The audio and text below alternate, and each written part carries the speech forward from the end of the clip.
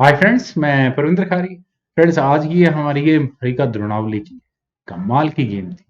यहाँ उस सन 2009 में हरिका द्रोणावली ने विकेंजी टूर्नामेंट में मुकाबला उनका था 10th राउंड में डेविड हॉल के साथ, ब्रिटिश ग्रैंड मास्टर। फ्रेंड्स, इस गेम के दौरान डेविड हॉल की रेटिंग थी 2622 और वहीं हरिका द्रोणावली की रेटिंग थी 2473। लगभग 200 पॉइंट ईलो रेटिंग का फर्क है इन दोनों की रेटिंग्स के बीच में। तो काफी टफ कॉम्पिटिटर के थे हरिका द्रोणावली के सामने। तो चलिए देखते हैं कि आखिर हरिका ने किस तरह से डेविड हॉल को टैकल किया, या डेविड हॉल ने किस तरह से हरिका द्रोणावली की टैक्टिक्स को टैकल किया, या कर भी नहीं पाए। E4 के साथ यहाँ डेविड हॉल ने शुरू किया, E5 यहाँ हरिका ने किया। Night F3, night C6, bishop B5, Ruy Lopez opening हुआ, then knight F6, queen E2, then A6, bishop को हटाना होगा, bishop take C6, D take C6 होने के बाद कैसल यहाँ व्हाइट ने पहले किया। बिशप G4, नाइट पर अटैक, देन H3, बिशप पर दोबारा अटैक बना, bishop takes F3, queen takes F3, that's it. Bishop D6, then D3, knight D5 square पर। यहाँ हरिका का ये जो नाइट मैन्यूवर है फ्रेंड्स, आने वाले समय में एग्जैक्टली वो ये है जो ये होने वाला है, जैसे मैंने एरो बनाए हैं। Knight D2, knight F8, knight C6, then knight E6।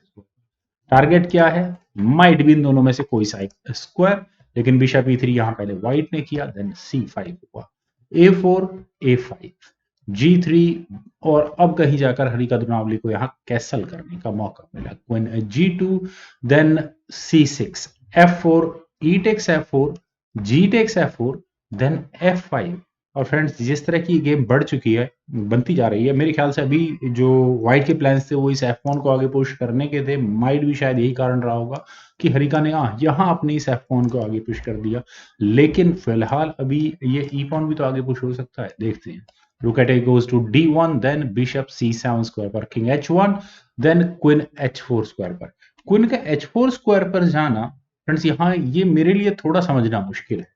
अगर आप यहाँ देखें तो टेक्निकली ये नाइट अनडिफेंडेड है, जिस पर कि शायद बताने की जरूरत नहीं है किस तरह का अटैक फिलहाल बन सकता है। पर देखते हैं। E5 पहले यहाँ व्हाइट ने किया, तो हरिका ने वापस अपनी क्वीन को D8 स्क्वायर पर लिया।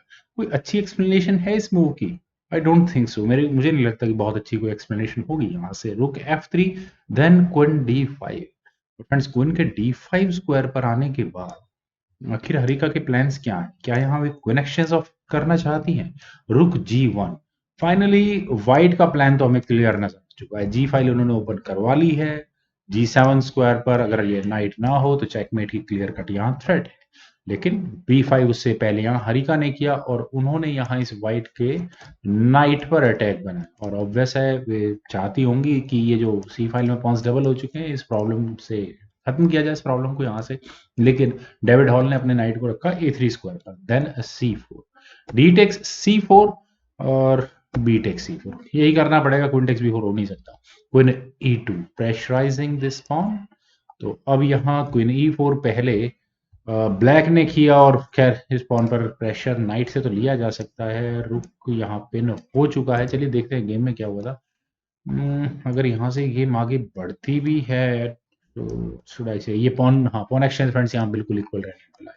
रुक G2 यहाँ पहले व्हाइट ने किया, देन सी पॉन को आगे पुश कर दिया। और फ्रेंड्स, ये मूव कमाल का है हरिका का, और कितनी कैलकुलेशन हरिका द्रोणावली ने शार्प की होंगी। मैं देख भी रहा था कि अगर यहाँ व्हाइट बी टेक C3 करता है तो black obvious queen take C4 करेगा, पॉन एक्सचेंज इक्वल रहेगा, और यहाँ इस नाइट पर अटैक बनेगा। नाइट एक बार के लिए चला भी जाएगा। मेरा ऐसा मानना है कि ब्लैक यहाँ से इस गेम में कुछ टर्म्स को डिफाइन कर सकता है। खैर, रुक एट, सॉरी, यहाँ इस पोजीशन से हुआ था B3, अभी पॉन एक्सचेंज नहीं किया है, लेकिन उसके बावजूद रुक एट गोज टू D1। और फ्रेंड्स, ये रुक जो D8 स्क्वायर, सॉरी, रुक एट गोज टू D8, ये रुक जो D8 स्क्वायर पर आया है यहाँ, अभी मैं नहीं कहूंगा लेकिन आने वाले समय में बहुत डेडली मूव होने वाला है। पहले तो किया गया नाइट C4, जैसा भी मैंने थोड़ी देर पहले कहा था कि ये रुक D8 काफी डेंजरस होने वाला है। हरिका के गेम प्लान्स कमाल के हैं। रुक D7 पहले यहाँ हरिका ने किया, then king H2, rook at F goes to D8, then queen F2, rook D2। Friends, इस मूव को मैं एक्सपेक्ट नहीं कर सकता। मैं ये नहीं कहता कोई भी एक्सपेक्ट नहीं कर सकता, लेकिन मैं बिल्कुल एक्सपेक्ट नहीं कर सकता एटलीस्ट, क्योंकि यहाँ ऑब्वियस नाइट टेक्स D2 होना ही होना है। सी टेक्स डी टू होने के बाद बिशप टेक्स डी टू होगा, रुक टेक्स डी टू होगा, then queen takes D two, queen takes rook हुआ, कोई बात नहीं। और अब यहां से गेम किस तरह से आगे बढ़े, क्या किया जाए फ्रेंड्स? जिस तरह की ये गेम है एग्जैक्टली यहाँ वाइट के पास ऑप्शन है, मैं ये चेकमेट तो नहीं कहूंगा, नाइट पर अटैक बनेगा, यहाँ से स्ट्रॉन्ग अटैक है इनफैक्ट मैं कहूँ तो। क्या यहाँ वाइट क्वीन को D7 स्क्वायर पर ले जाने की ऑप्शन को तलाश सकता है? कोशिश कर सकता है, लेकिन फर्क कोई नहीं पड़ना। क्यों नहीं पड़ना? क्योंकि क्वीन टेक्स F4 चेक पहले यहाँ ब्लैक करेगा, और क्वीन टेक्स F4 चेक होने के बाद बिशप क्वीन की बैटरी के बीच में सिर्फ ये पॉन रहने वाला है। और अब अगर मान लेते हैं कि वाइट यहाँ किंग को मूव कर ले, नहीं पहले रुक को लगा लेते हैं, रुक को अगर यहाँ मूव होता है तो ऑब्वियस है बिशप टेक C5 होगा, और अगले मूव में यहाँ रुक तो जाएगा ही जाएगा, इनफैक्ट बहुत हद तक संभव है कि ये गेम चेकमेट तक भी पहुंच जाए। और अगर मैं एक मूव पहले जहां अगर किंग मूव हो जाता है तो उसके बाद प्रॉब्लम्स और ज्यादा बढ़ जाती हैं, क्योंकि क्वीन F1 चेक होगा और ऑब्वियस है रुक बीच में आ नहीं सकता, अदरवाइज यहाँ क्वीन टेक्स S3 चेक होगा। और अगर चेकमेट से बचना है एग्जैक्टली इस पॉइंट पर तो किंग को मूव करना होगा, किंग H2 स्क्वायर पर जाएगा, then bishop takes E5 check होगा, रुक बीच में लग गया, that's not an issue, queen F2 check, king move हुआ, अब चेक्स आनी बंद हो जाएंगी, बिशप टेक्स G3 यहाँ ब्लैक कर सकता है। लेकिन क्या यहाँ व्हाइट किसी तरह का कोई चेकमेटिंग अटैक बना सकता है? इस नाइट को तो ले सकता है, लेकिन क्या यहाँ से चेक इसमें नाइट बीच में आ जाएगा? चलिए देखते हैं, बैकग्राउंड चेकमेट का भी खतरा है यहाँ ब्लैक को, लेकिन क्वीन टेक्स E6 चेक होगा तो ऑब्वियस है किंग H8 स्क्वायर पर नहीं जाकर F8 स्क्वायर पर ही आएगा। तो queen C8 check, repeated checks आएंगी भी तो उसकी भी पॉसिबिलिटीज लिमिटेड है, क्योंकि बिशप ज्यादा चेक्स आने नहीं देगा, और उसके बाद एक या दो मूव के बाद चेक आने भी बंद हो जाएंगे, और अगले जैसे ही यहाँ ब्लैक को मौका मिलेगा, व्हाइट आउट ऑफ चेक्स होगा, तो यहाँ चेकमेट तक ये गेम पहुंच जाएगी।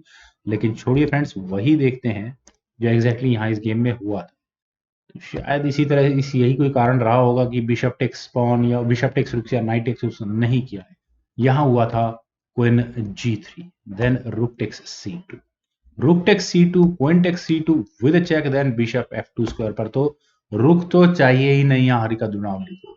क्यों नहीं चाहिए? क्योंकि ये पासर उन्हें यहाँ क्लियर सेकंड रैंक में पहुंचा हुआ नजर आ रहा है। वैसे knight takes D2 impossible, C takes D2 and that's it, वो पॉन क्वीन प्रमोट होगा ही होगा। Well, rook takes C3, queen पर अटैक बना, लेकिन उससे पहले रुक टेक्स D2 चेक। यहाँ डेविड हॉल की कैलकुलेशन या मैं कहूंगा कॉन्सेंट्रेशन मिस हुई है। उन्हें यहाँ इस बिशप को यू कैन से वीक नहीं करना चाहिए। किंग गया G1 स्क्वायर पर, then rook G2 check, queen takes G2, queen takes C3, then queen takes C6। यहाँ इस नाइट पर बिशप पर यू कैन से दैट दोनों ही पीसेस पर अटैक है, किंग मूव हो नहीं सकता, अदरवाइज क्वीन चेक और प्रॉब्लम्स होंगी।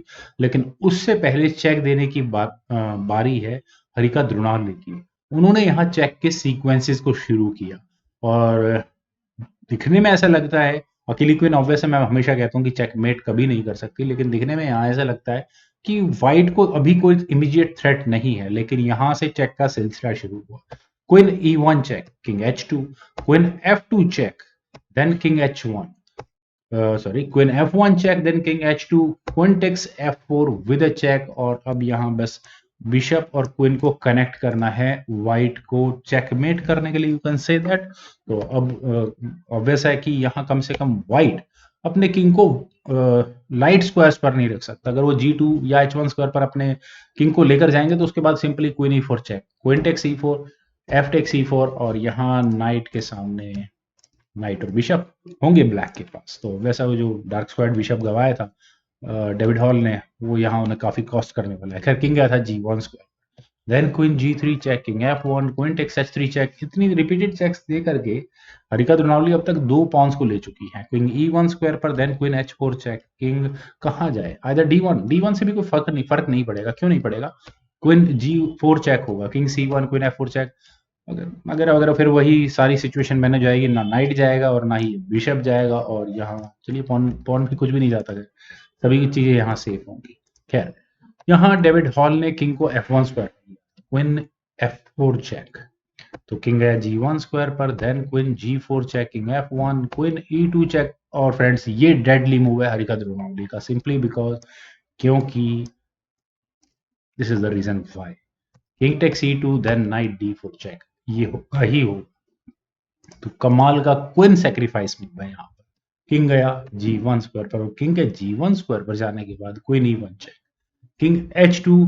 यहाँ पूरी कोशिश है डेविड हॉल की कि वो किसी भी तरह से अपने किंग को एट लास्ट किसी भी तरह से लाइट स्क्वायर्स पर ना लेकर आए, लेकिन फर्क पड़ता नहीं है, क्योंकि जैसा मैंने थोड़ी देर पहले कहा था कि ये E5 पॉन कभी भी मौका मिलते ही उनके हाथों से जाएगा ही जाएगा। Bishop takes E5 with check, और यहाँ इस मूव के बाद डेविड हॉवेल ने रिजाइन कर दिया। रेजिग्नेशन का रीजन बताने की जरूरत नहीं है। नाइट टेक्स E5 अगर कर भी दिया then queen takes E5 check, और नाइट क्वीन, क्वीन के साथ 2 पॉन्स और 4 पॉन्स यहाँ ब्लैक के पास होंगे। किंग G2 स्क्वायर पर चला भी गया, लाइट स्क्वायर पर जाएगा ही जाएगा, देन E4 चेक होगा एंड दैट्स इट, और गेम में बचेगा ही नहीं। फ्रेंड्स कमाल की गेम थी। एक बार को तो लगा कि व्हाइट ने काफी अच्छी ग्रिप बना रखी है, लेकिन हरिका द्रोणावली ने जैसे ही उन्हें मौका मिला, खासकर जब उन्होंने डार्क स्क्वायर बिशप को बोर्ड से ऑफ किया, वो कमाल का मूव था। और फ्रेंड्स मुझे उम्मीद है कि आपको ये वीडियो और मेरी प्रेजेंटेशन जरूर पसंद आई होगी, तो आप लोग इस वीडियो को लाइक करें, शेयर करें, और मेरे इस यूट्यूब चैनल चेस गुरु को प्लीज सब्सक्राइब जरूर करें। आपके कमेंट्स का मुझे बेहद इंतजार रहेगा। Thank you for watching and bye for